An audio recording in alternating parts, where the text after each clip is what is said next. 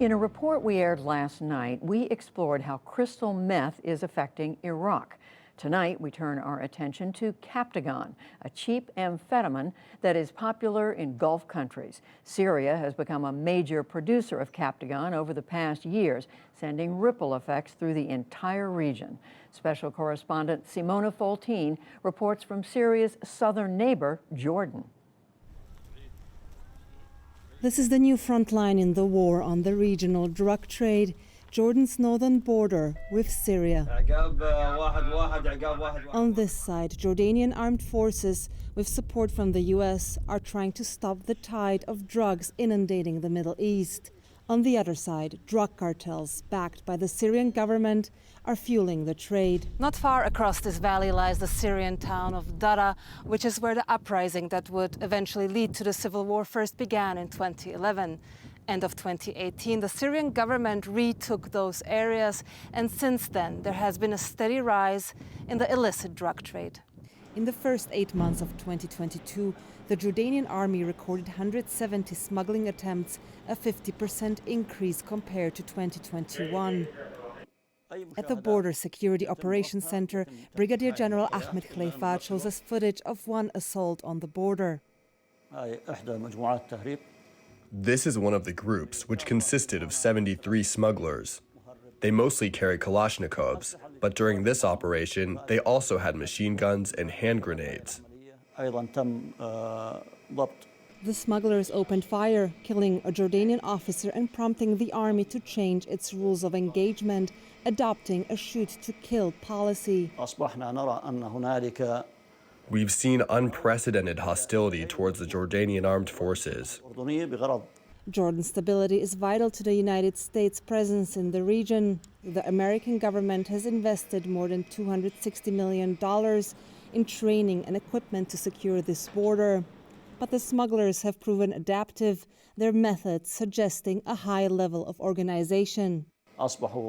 They approach in big numbers and divide themselves into groups. Some groups are distracting the border guards, others open fire to offer cover to those attempting to cross, while the last group is in charge of smuggling the contraband inside Jordan. The drug cartels operate under the protection of the Syrian government, providing individuals at the top echelons of Bashar al-Assad's regime with an alternative income stream after the US imposed sweeping sanctions in 2020. Called the Caesar Act, that round of sanctions was the most comprehensive yet, targeting strategic industries such as construction, finance and energy, and bringing Syria's war-ravaged economy to its knees. The increase in the drug trade was very clear after those sanctions were implemented, which limited trade with Syria. The 4th Division of the Syrian army, led by the president's brother Maher al-Assad, reportedly provides the logistical backbone and protection for the drug trade, much to the frustration of the Jordanians who had hoped to restore cooperation after the Syrian army retook control of the southern border.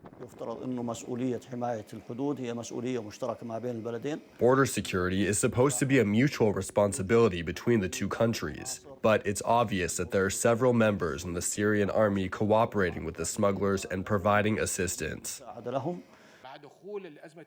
This is despite Jordan's attempt to re-engage with Damascus as part of a broader plan to rehabilitate the regime and bring an end to the Syrian crisis. The two sides exchanged diplomatic visits and reopened borders, but the influx of drugs continued, including through the official border crossing. The Jabr border crossing reopened in 2018 as part of efforts to normalize ties between Jordan and Syria and to boost economic activity. But border security remains a thorny issue between the two sides, and the opening of the border has increased the burden on Jordan to stem the flow of drugs coming into the country. Customs officials carry out intensive searches on both passenger and commercial vehicles coming into Jordan, using sniffer dogs, x-rays and manual checks. All cargo is offloaded, crates unpacked, the fabric cover of this sofa removed to check if drugs might be hidden inside. It's all part of a race to keep up with the smugglers' ever-evolving tactics, explains Muayyad Habashna of the Ministry of Interior's Anti-Narcotics Department. We have thwarted smuggling attempts using gas tubes, hair combs, artificial stones. They hide the drugs inside the vehicle chassis, inside cooling plates in the doors. There are so many different attempts. Even when it comes to ordinary passenger vehicles, no stone is left unturned, much to the dismay of travelers who must endure invasive searches. Customs officials comb through personal belongings, slice open soap bars, and remove the soles of shoes. Too many times we find the drug inside. We check everything by hand. After that, send everything and X-ray. Okay. And this is what they're looking for: Captagon, a cheap amphetamine-style synthetic stimulant. We're in the capital, Amman, inside the Anti-Narcotics Department's central warehouse for drugs seized across the country. Over 25 million Captagon pills were confiscated during nationwide operations in the first quarter of 2022. Captagon isn't expensive. One pill costs 2 to 3 cents to make, whereas the street price in Jordan is $2.50. So it's very profitable.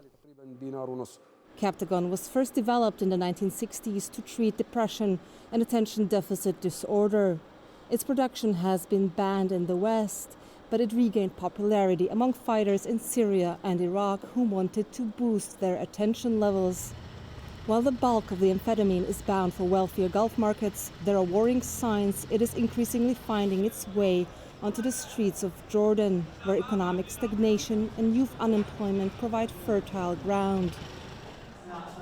This is one of 2 government-run rehabilitation centers providing free treatment without criminalizing those who voluntarily turn themselves in.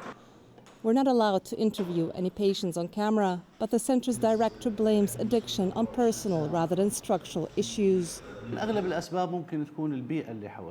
The main reasons are the environment, parents' pressure, weakness in the personality, or a friend who introduces him.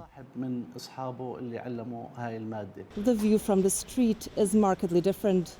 We travel to slums north of the capital Amman, an area mostly home to Palestinian refugees who make up around half of Jordan's population, but remain shut out from its economy. Many here are afraid to speak in fear of authorities. This young man has been arrested twice for drug use and agrees to be interviewed on condition we hide his identity. We are all unemployed here. If I want to work as a trash collector, I must pay $2,800 as a bribe to get the job. Without connections, there's no way. For many of these men, selling drugs is the only way to survive. The best work here is drugs. If someone has 5 kids, what can he do? He'll buy and sell drugs so as to feed them. Jordan has thus far tried to tackle the problem through a security approach, focusing on sealing its borders. But without addressing the structural issues fueling demand in Jordan and the Gulf, as well as supply across the border in Syria, the fight against the regional drug trade is likely to remain an uphill battle. For the PBS NewsHour, I'm Simona Foltin in Jordan.